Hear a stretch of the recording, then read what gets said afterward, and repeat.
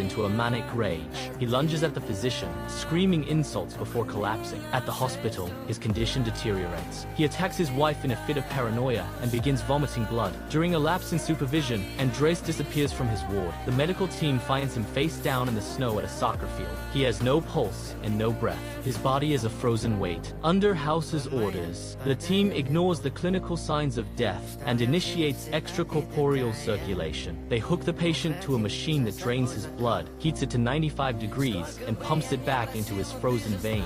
It is a mechanical resurrection. As his core temperature rises, a faint rhythm flickers on the monitor. Andres regains consciousness, but speaks only Portuguese. He repeatedly mutters the phrase "blue shack." House dismisses the idea of simple dementia and looks at the wife's background. She runs a floral business from their home. To extend the life of her arrangements, she habitually adds crushed aspirin to the flower water. Andres, in his state of thirst and confusion, had been drinking from the vases. The high doses of aspirin triggered Ray's syndrome, a severe condition causing brain swelling and liver failure. What looked like a terminal mental decline was actually a case of accidental poisoning. House identifies the toxin, ending the mystery with a cold, chemical fact.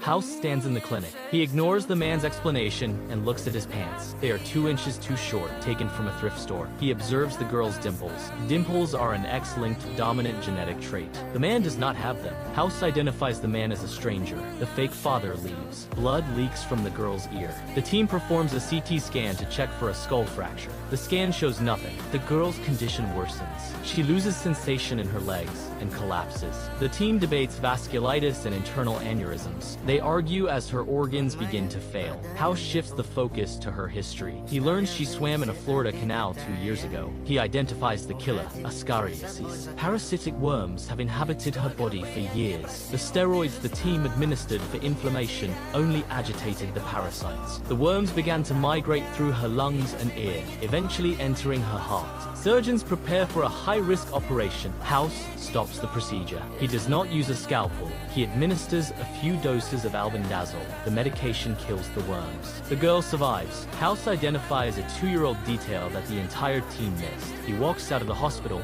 leaving the specialists in silence. Dr. Gregory House sits across from Mark Warner, the man who married his ex-girlfriend. Mark dismisses his physical symptoms as mere stress and refuses to become a patient. House does not argue further. Instead, he slips chloral hydrate into Mark's drink. Minutes later, Mark collapses in the restroom. House completes the forced admission, bringing the unconscious man to the hospital. The diagnostic team finds no evidence of illness. Every lab result is clear. Chase, Cameron, and Foreman conclude that Mark is physically healthy. They accuse House of manufacturing a medical crisis to harass a romantic rival. House ignores the criticism. He retrieves a video recording of Mark's previous surgery and sets up a workstation. He uses enhancement software to slow the footage down, analyzing the movement frame by frame. He stares at the screen until he finds a specific sequence. He calls the team in and points to a micro-twitch in the abdominal muscle fibers. It is a tremor invisible to the naked eye at normal speed.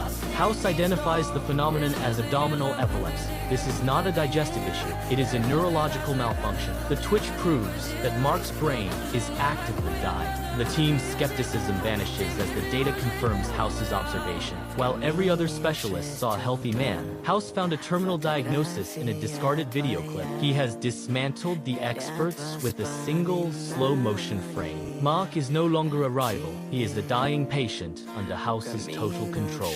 Aaron Reagan enters the hospital room to question Olivia Wright, a victim of a brutal assault. A high-priced defense attorney immediately intervenes, insulting Aaron's character and blocking the investigation. Despite the visible bruises on Olivia's face, the victim remains silent. In the courtroom, the situation worsens. Olivia takes the stand and admits her boyfriend, John Spencer, pays her $8,000 a month for rent and luxury items. Under oath, Olivia betrays the prosecution. She claims Aaron pressured her to lie about the attack. The case falls apart, and Spencer walks free. Aaron watches Olivia leave with her expensive handbag, recognizing it as a bribe for her perjury. Aaron refuses to drop the matter. She senses Spencer will move to eliminate the only witness left. She tracks Olivia to her apartment and finds the door unlocked. Inside, Spencer is no longer a benefactor. He is an assassin. He pins Olivia down, wielding a large kitchen knife. Olivia's nose is shattered, and blood coats the floor. Erin draws her firearm and enters the room, commanding Spencer to step back.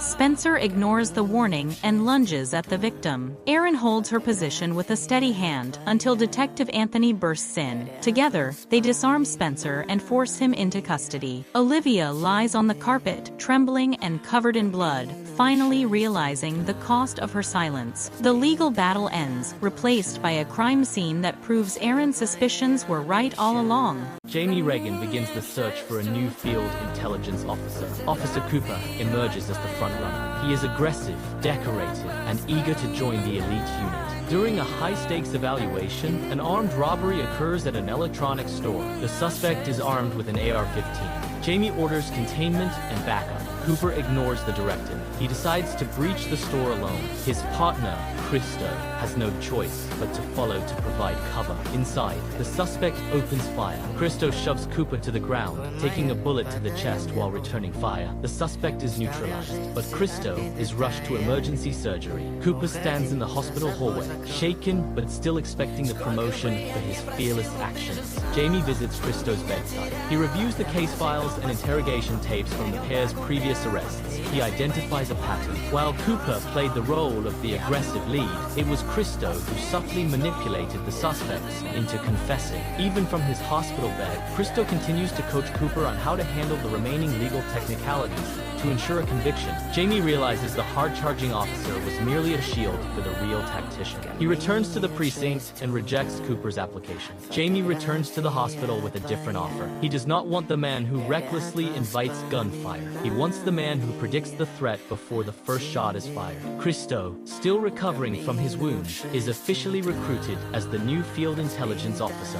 Officer Lester is summoned to the commissioner's office. He is told a case from 26 months ago is being reopened. The shooting death of Louis Lamar was already cleared by a jury in the NYPD, but the mayor is yielding to political pressure. There is no new evidence. Lester is now a target of the city he serves. Lester drives to the victim's home at night. He stands on the doorstep and tries to apologize to the parents. The father stares at him with contempt and tells him to keep his hands where they can be seen. The weight of the city's hatred begins to break him. At a family dinner, Commissioner Frank Reagan listens to his children debate. They acknowledge the victim only reached for a cell phone, but Lester followed every protocol. Frank decides he will not let a veteran cop become a political scapegoat. Lester enters the office and places his resignation on the desk. He is finished. Frank slides the papers back across the table. He cites the department's rulebook. An officer under active investigation is prohibited from resigning. He is using the rules to force Lester to stay. Frank leads Lester into a room filled with hostile reporters. He stands at the podium and announces that the internal investigation is officially closed. Lester is cleared of all charges. The room erupts in anger, but Frank does not flinch. He stands shoulder to shoulder with his officer, ready to take the public's fury to protect the integrity of his department. Lester stays, and the line holds. Stevie and Lenny sit in a car outside Danny Reagan's house in the pouring rain. They tell Danny that his brother